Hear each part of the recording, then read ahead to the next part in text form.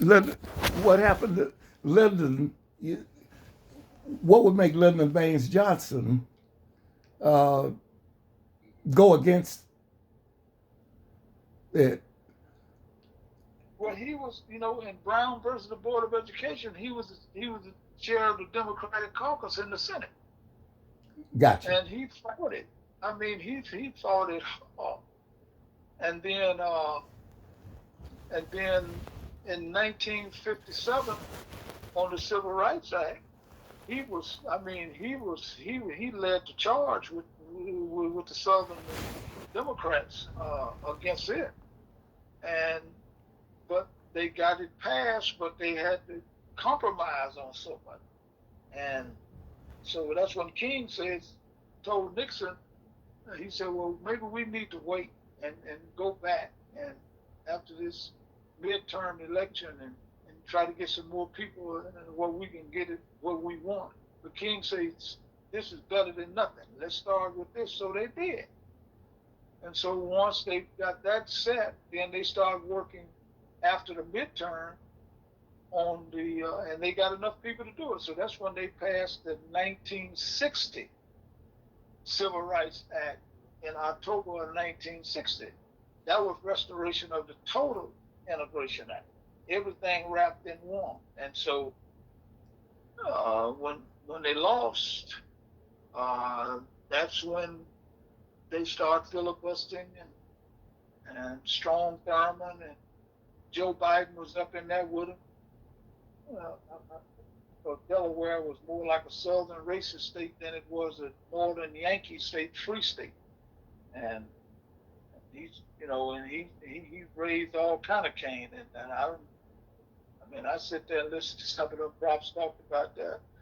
And and so when it was all over said and done, uh, when Nixon got back in '69, first thing he did, he integrated about 329,000 total schools, just went from a dual system to a total integration system. And he ended it all. One thing he would not do, he killed that busing across town. He said, no, let the kids go to their neighborhood schools, but no more dual schools. You got to integrate. And so, and he worked that. Then not only he didn't stop there, that's when he went and integrated every factory and job in the country. Uh, and then he started that black capitalism from Black Wall Street to what blacks go into business. Then the EEOC was established under him to enforce everything. So he just had got to the point that where they had to do something. So when Watergate came up, they exploited that out to the point and painted it a dirty shade of gray. And so when he left, no one in black history, no one uh, mentioned Richard Milhous Nixon under Dwight David Eisenhower. And it had not been for Ike and Nixon, we would not have received, we'd still be in the heart of segregation and paternalism in this country right now. And that was King's, and King was there with them, and A. Philip Randolph, Dr. Ralph Bunche, and W.E.B. Du Bois. He would slip back into the country at times and work with him. And like, so, but Trump has always been on that side of the border. Mm-hmm. Uh, yeah, he believed in excellence. Sarah and I talk about that all the time. Now average is just average to him, but uh, when you come down to a school like Philander and people of that nature, oh yeah, those are people that are supposed to be leading. And we feel like African Americans citizens don't supposed to be living like third world people, and then people coming in the country getting all the money. Everywhere you eat in Little Rock, you eat Mexican, or Chinese. I Yeah. mean, you can't find an American restaurant anywhere. You can go down to Samantha's, you know. I think they more like Serbia and people like that um, over in Europe than they are just America. But like that's what we need. We need our own 9th Street again. But people say, well, why you want to go to segregation? No, I'm talking about black capitalism. We need wealth building. We need to own it. The franchise, make it franchise stores, not just mom and pop stores. We get franchise stores. We get the same stores that we see in the malls and on the strip malls and the centers, but the owners are black folk. And when that black folk can't make it, then someone else do it. We can't get anybody from Little Rock, bring them in from Los Angeles. As long as they're black, it's black owned. Subdivisions and everything. And then with the Learns Act, once we grasp it, we can be a master with school. Yeah. We can do just wonders with school and things of that nature. Because like right now, I know the governor. She would love to have some. She would love to have some people around me, but every time she bring them in there, she get cursed out. Oh. Yeah, like Jacobs told me, he said that's the first civilized meeting that he's been in to try to deal with black people. Oh. Sorry, we met with him. And he said he would have had us back, but everything is set right now. He said, in other words, like it's just a matter now getting things up. But see, you don't have a black person in the Department of Commerce. You don't have anybody over there. Where at? The Department of Commerce, that's the Arkansas Economic Development Commission, the Arkansas Department of Finance and Administration. Yeah. I thought, was that Arnell Willis? Arnell, and those were over there. Arnell been gone since 2020. Oh, yeah, that's right. That's right. Yeah. Now Darrell Bissett is over at the Department of Labor. Mm-hmm. But Ralph Hudson is the director. So he's just sitting there. I mean, there's no one in the Capitol. No. Whatever happened to the Todd? She let Todd go. Okay. She didn't bring him back. So Todd is on the board at the University of Arkansas. Oh. Asa put him on the board. He wanted me to go, and I said, no, they ain't paying no money. I said, I don't need no football ticket. Oh. Watch me raise it back. So that's what Todd is. Okay. Yeah.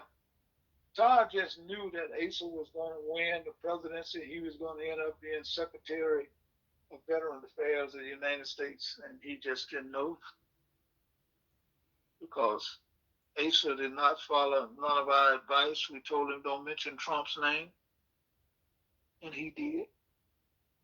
Oh. And these white folk love some Donald Trump. Mm-hmm. You don't want to get in trouble. Don't say nothing bad about Trump. But like I worked for corporate bosses for 35 years, and all of them are like him. You get cursed out every day. You can't never do anything right. You can cut a $40 million deal, a $100 million deal, and you get cursed out to get out the door, go to the next one.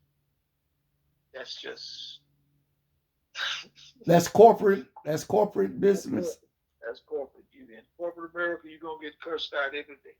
Really? There's nothing you do that is right. And if you don't know how to take your team and sell them off to your competitor, like you done did them a favor.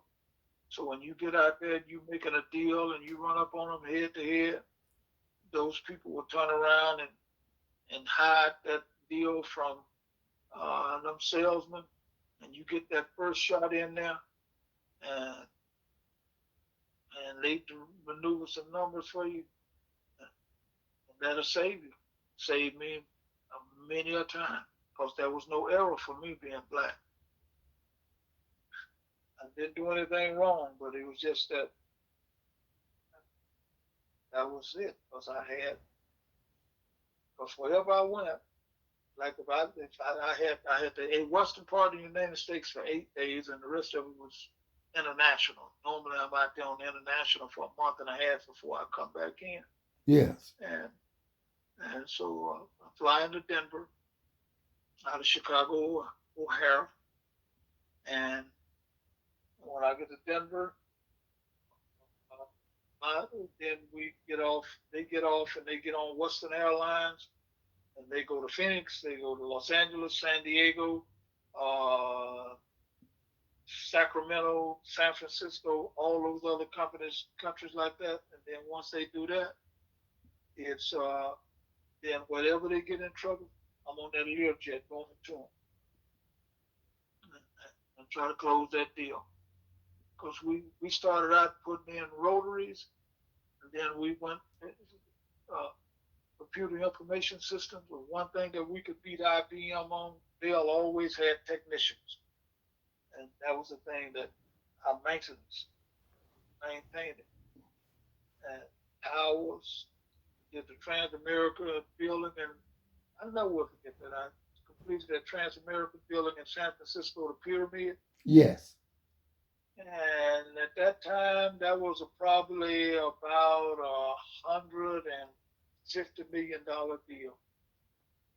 With that information system and and everything, and then I got back, and the CEO who was there from White Plains, and he was giving me all type of accolades.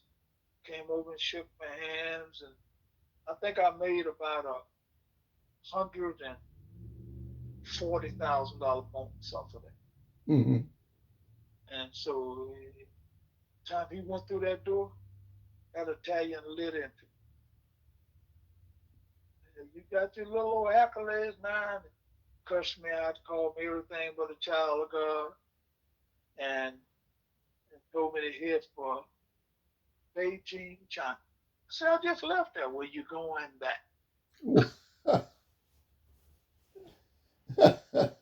What was that designed to do? To punish you?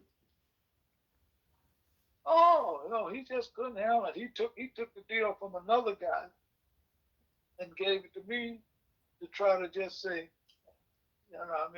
Italians hate black folks. They can't stand us. Germans and Italians hate us. And I got along with Russians real good. But Croatia and people like, but them Italians, they can't stand a black person. I took off. What accounts for that? Excuse me? What's the reason for that? Just that old syndrome that I think it must be something going back when blacks ruled the world, and they treated them like they were animals. Yeah. Because those Moors were tough. And I know the nation of Kurdish were.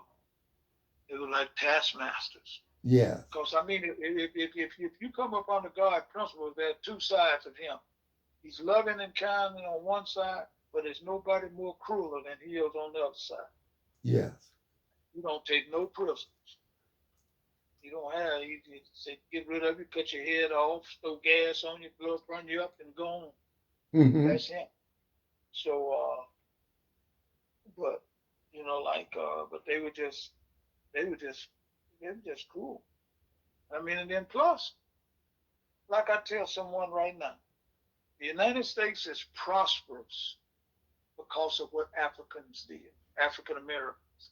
Everything that was invented in this country, we invented. Yes. You go down the University of Chicago was probably the first or second university to graduate PhDs, but from 1880 to about 1910, there were probably 100 African Americans. They got masters and PhDs from the University of Chicago, Yes. and don't mention the 20s up to the 40s. I mean, it was, and that whole area was a mecca for African Americans. And so, I mean, so like, as far as wherever we, and like right now, what can we gripe about? We are excellent in every field of endeavor. Every corporate in the Fortune 500, either we have been CEO, second in command, and we're right in the top tier of management. Of course, in sports, we excel everywhere, but I'm talking about in every field of endeavor. We've been president of the United States 8 years. We've been vice president of the United States 4 years. So, I mean, Yeah. and now we got, like, and I know everybody was looking for Kamala, but the problem I have with that, everybody hated her. They hated her up until she started running. And then plus when she ran, if you remember, Jess, Yeah. nobody supported her. The Clintons didn't campaign for her. The Obamas did not campaign. Barack came out and looked like he turned the guys against him, but Michelle never put her foot on the ground. Oprah, she had to pay her $1 million to do what she did, but she didn't do nothing voluntarily. And not any of you, like Tyler Perry and Denzel Yeah. and your top preachers, Jakes and Dollar, and nobody, nobody, nobody actually worked for her, and and so she was just out there on this thing where she had all these black women that were sorority sisters, Yes. and when it went out, she ended up getting big 5 million votes, and that haven't happened. Reagan was the last Republican won the popular vote. I was the last Republican to win it. Yeah. And Republicans have been losing the popular vote badly. And, it just sneaks through every now and then on the electoral college. But, now, but see, Trump's record was so strong. He did some great things his first administration. I know it really helped us on a lot of stuff that we want. But when COVID hit, but the biggest thing with him and most of the whites was he was a billionaire. He was a rich man. And they didn't want him because he was rich. That was Win Paul's problem. Win Paul was good as anybody I ever met in my life, but because he was rich, they didn't want him to be governor. So, but his dad was governor for 4 years, and he brought 600 industries to this state. Every 3-bedroom house that was built and multifamily, it came from Winthrop Rockefeller. Mm-hmm. But Dale Bumpers and David Price shut that down. Bill Clinton used the front with Rodney and Bob and them, but he really didn't do anything for us. He was a good showman, but he really didn't. You thinking of who you thinking of that really didn't do much? Bill. Clinton? You thinking of Bill? Yeah. Oh. I mean, he had Jocelyn Ellis. He had some good people, but I'm talking about just what kind of communities did he try to transform? As close as he was to black people, there's no way that our whole entire commercial real estate and residential take a dive and then fill up. Whereas around us, Northwest Arkansas flourished, South Arkansas flourished, Cabot, Conway. I mean, all these areas was just flourishing, but the black community just stayed the same and just started deteriorating. And then it was tough to try to live in the community because if you're a professor or someone, you got a drug dealer 2 doors down from you. Yeah. Somebody on welfare with 10 kids. I mean, like you have to have your social economics quadrants, and that's what I want to see built. I want to see uh, upper middle quadrant where you got African Americans uh, in this quadrant here, then you got another group over here. You got good schools where these kids are being, where if they're not doing well in this school, well, let's just take him out of here and put him over here and see if he want to do something with his hand. Well, he can wire, he can paint, something. He got a gift and a talent. That's what learns do. It's more about the vocational side than it is about the academic side. Mm-hmm. Because like on the academic side, that's just going to be a natural for math and science and people who have a knack to be going to be a doctor, a lawyer, or engineer, or was like a nurse don't really have to. They really can do it vocational. Because there's plenty of RNs who have went through the curriculum on that. But now MDs and things of that nature, yeah, they've got to go through the academics. But at least you can cut the time down on that. It's kind of like most of the people from India, they are MDs by the time they're 20 years old. Yes. Because they finish their bachelor's degree when they're probably 16 years old, 15, 16 years old. Yeah. Not like what Martin Luther King did at Morehouse. Yes. Yeah. Yeah, right. And so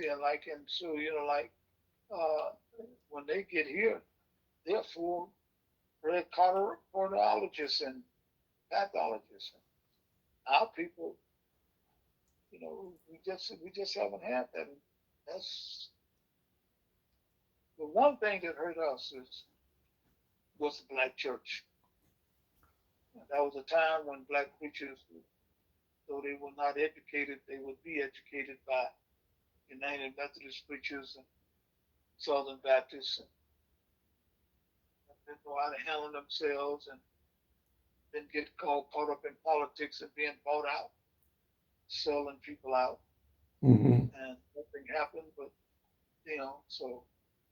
But I think Trump's Black Wall Street plan, and get the right plans out there and put it before the folks and say, let's do it. Because if it's franchise on now, you ain't got to worry about what type of business I'm going into. If you're a barber, if you're a beautician, if you want to run a clothing store, there's a franchise. Here's the application to the Small Business Administration. Apply for it and go for it. And if it don't work out, then the advertising goes back out. There's somebody from New York, Chicago come in and buy the store and keep it going, just as long as it's African American. Mm-hmm. Yeah. And then got car dealerships. There's a young man that's from South Carolina who just purchased the Chevrolet dealership in Minnesota.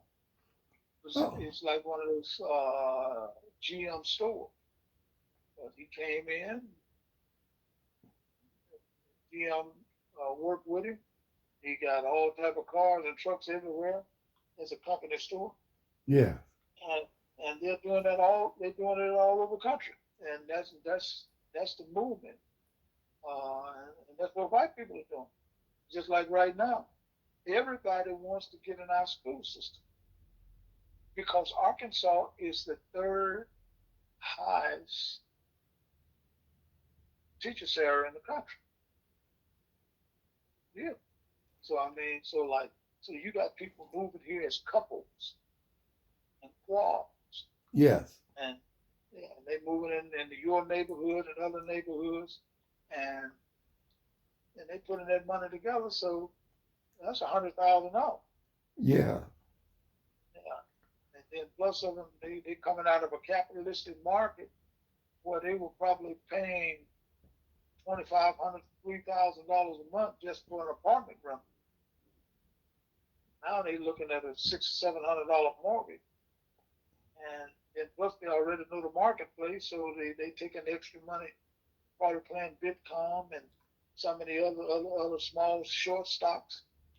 and they building it up. And then next thing you know, they're doing a business on the side, Yeah. franchise. And that's what they see the beauty of this state. But guess who it is? All white people. Oh.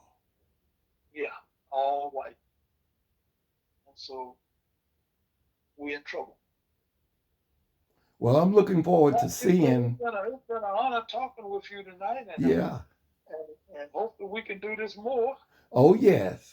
And the more, and I'm just waiting on to see what Tim Scott is going to send me on what's available, and when he do, we try to put a team together and get something done. Well, I appreciate you, and I thank you so much for sharing everything. Yeah, yeah, you know, two old guys like us have been around the block a long time. Yeah.